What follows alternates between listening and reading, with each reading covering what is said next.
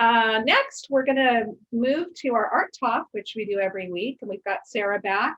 She's going to feature Vanessa Bell, who created almost 100 years of art from Impressionism to abstract.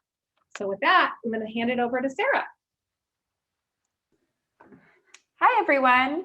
Sarah. Happy Thursday and happy Women's History Month. I'm just going to go ahead and share my screen and we will get started. Okay. So Vanessa Stephen was the eldest daughter of Sir Leslie Stephen and Julia Duckworth. The family included her sister Virginia, who we'll talk about more later, brothers Toby and Adrian, and half-brothers George and Gerald Duckworth. They lived at 22 Hyde Park Gate, Westminster, London, which was a nice part of London. And she was educated at home in languages, mathematics, history, and took drawing lessons from Ebenezer Cook before she attended Sir Arthur Cope's art school in 1896. She went on to study at the prestigious Royal Academy in 1901, where she met, through her brother Toby, her future husband, Clive Bell. So throughout Bell's artistic training, she dealt with tragedy and loss. In 1895, her mother died, and 2 years later, her half-sister died as well. And this loss really influenced her training because she took time away from her studies to care for her family. Her sister Virginia actually named her the Saint. Her father subsequently developed cancer, which took even more time away from her training. But when he passed in 1904, Bell really felt this kind of physical and mental liberation. Unfortunately, she wasn't able to re-enroll at the Royal Academy from taking so much time off, so she decided to travel throughout Europe to study art.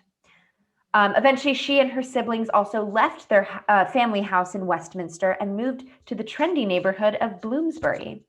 And there she really felt a sense of liberation. She said, quote, "It was exhilarating to have left the house in which had been so much gloom and depression, to have come to these white walls, large windows, opening onto trees and lawns, to have one's own room and be master of one's own time." And we can think about the lack of freedoms afforded to women in the Victorian era. So this was kind of a unique opportunity for her to be in charge of her own life and her own actions. And this period of exploration and growth really informed the kind of artist and woman that she was.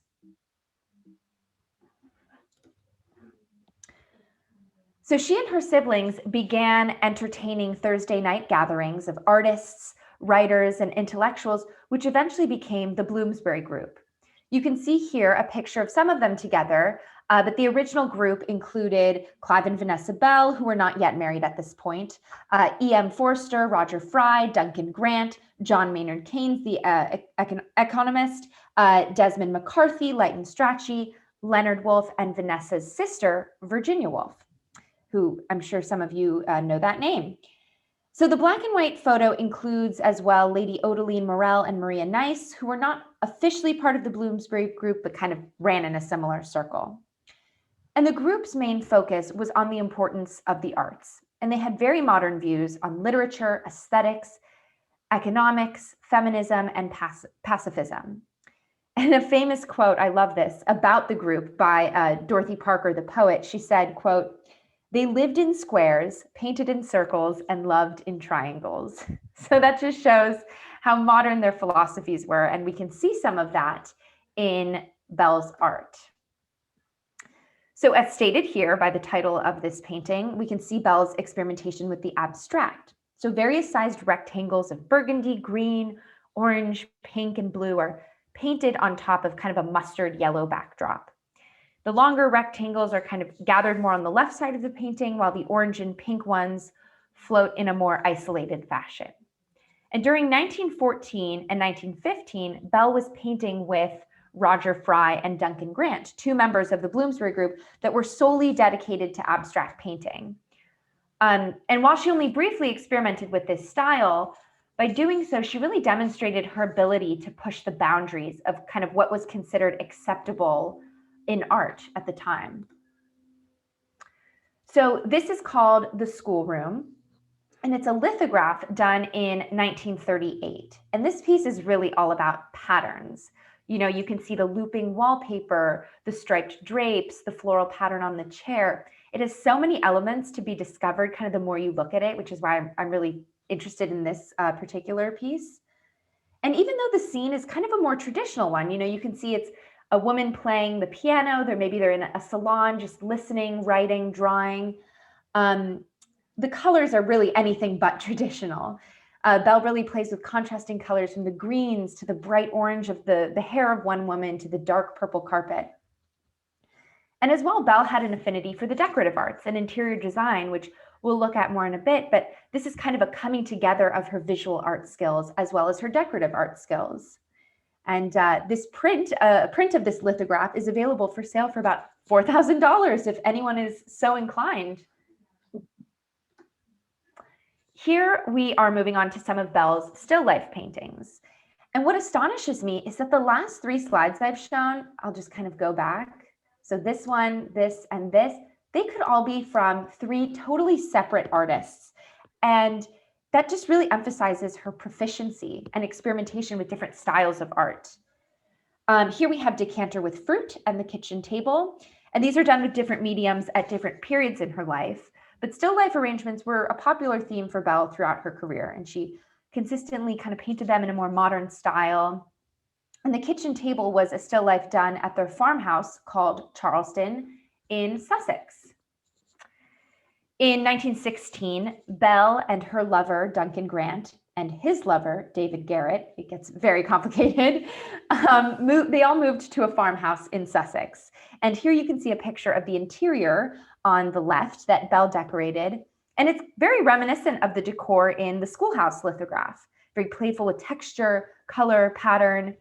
And Belle really thrived here, and she used the house as one big canvas, designing both the interior and the exterior gardens, as well as even painting landscapes on the walls of the house.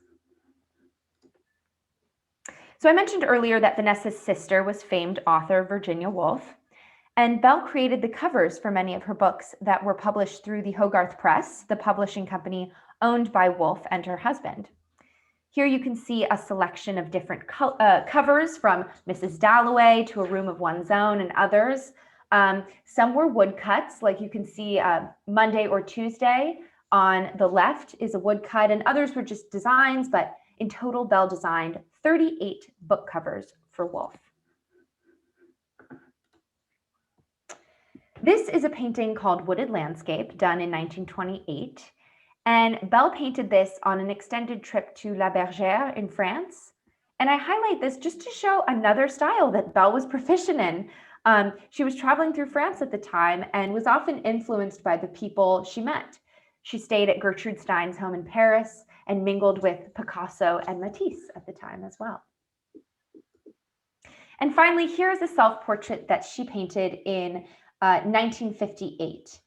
And Belle was in many ways a trailblazer and played with modernism. She was one of the first women in England to experiment with abstraction and really pushed the boundaries of what women were supposed to do or be in society. Her use of vibrant colors have gone on to inspire other artists after her, including David Hockney, who I presented on a couple months ago, if you recall his vibrant poolside paintings. And Belle died in 1961 due to bronchitis, but she really left behind a legacy of a woman who seemed to persevere and thrive in all aspects of her life and artistic career. Thank you. Sarah, that was great. I think I'm going to run out and get myself a print of that schoolroom piece. It was beautiful. Thank you. Thank you.